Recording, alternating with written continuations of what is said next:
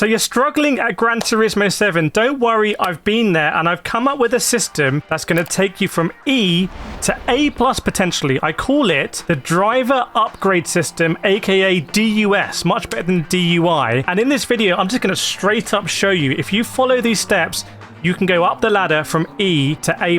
Now I'm an A+ ranked driver, and to put my money where my mouth is, I'm going to try and do an A+ lap using these techniques basically while I'm talking you through them. So we're going to start off, and by the way, all of these steps are relevant all the way up through the pyramid. So you want to be building on these. So we're going to start off, we've all been there. When you're an E rank driver, the answer is very simple. You just need to stay out of trouble and complete your races. E rank is like a protective beginning to Gran Turismo 7, where nothing really matters too much. You're not going to become Max Verstappen overnight. So just go through your races, stay clean, don't get in any scrapes, build up that safety rating, and you will basically automatically get progress to D rank. Okay, now you're in D rank. This is where things can get chaotic, and I know a lot of you watching are going to be in D rank, and you're actually going to be pretty handy drivers, but it's hard to get out of D rank because it's so chaotic. And that's why in D rank, I suggest you start by picking a particular car and combo for the week and stick to that. Get to know it. So in the daily races, you have daily race A, daily race B, daily race C. I recommend that you stick to one of them, probably B or C. This week, daily race C is at Red Bull Ring in Group 4 cars. That's a combination that I've done before. I know it. I kind of know roughly like what to do at these corners because I'm building on previous practice, and we're going to get into qualifying later on as something that's super important. So if you're in D rank and you want to improve, let's start by picking one particular track and car combo and really nailing that. Okay, so when you do get out of D rank to C rank, because you've kind of been sticking at one combo, you know it well, we need to do more work to get you out of C rank. And that's where I really recommend you start focusing on qualifying. To be honest, you can do this in D rank as well. This is relevant all the way up. But the way you get driver ranking in Gran Turismo 7, the way you improve is through beating faster drivers at the end of the race. It's not about overtaking. It's not about how many positions you gained. It's literally where did you finish the race and how many faster drivers or higher ranked drivers were ahead of you. The best way, the cheat code to doing well at that is just qualifying. Qualifying will mean that you start higher up the grid. That's going to get you ahead of those dirty drivers who aren't fast, but they know how to punt. You're going to start ahead of them.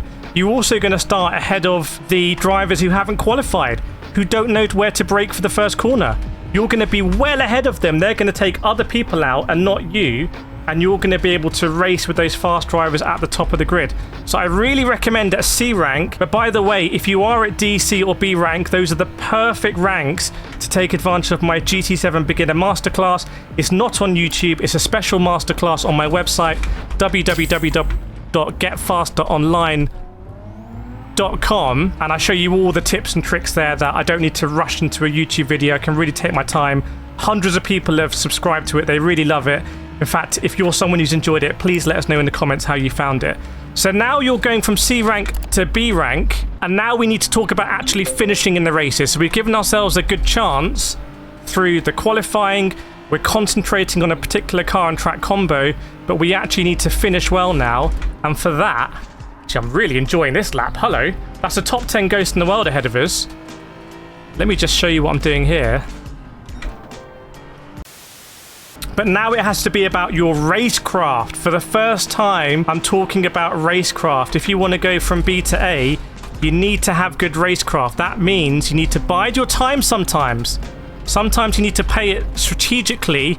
You can't try and dive bomb it at every corner. Not only will you get a reputation, but it's just not going to work a lot of the time. You have to avoid track limits as a must as well. You see these laps here? I'm really playing fast and loose with track limits. Here on the outside, here on the inside, here on the outside. It's just track limit, track limit, track limit. Again, as we go into the next corner, I'm going to be close to track limits on the left. I'm going to try and get really close to track limits on the right. Then I'm going to open up the wheel. So that's the same with racecraft in the race. You want to be avoiding those penalties, because sometimes you'll just be able to overtake drivers ahead of you who are taking track limit penalties. Trust me, I've done that plenty of times here at the Red Bull Ring. Racecraft as well means if I'm trying to overtake this car, I want to overtake on the inside. Once you've done that and you're up to A class, what do you need to do in A class? This is where we need to start looking at telemetry, and it's not as scary as it sounds.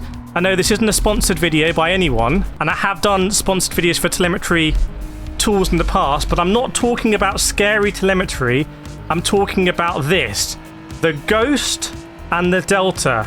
That is 90% of telemetry, trust me. But you can see here the Delta and the Ghost ahead. I am really looking at those a lot when it comes to qualifying.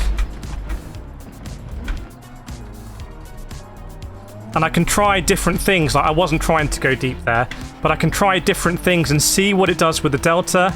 Now you need to start looking at Ghosts and look at their replays for the gear changes. I'm just telling you how it is. If you want to get to A+, we're all doing this. We all know those fine details. But for definitely if you want to get into A+, have a look at the Ghost. Have a Ghost up. I wouldn't say the Ghost is that relevant if you're D rank or C rank, because it's just going to be too fast for you.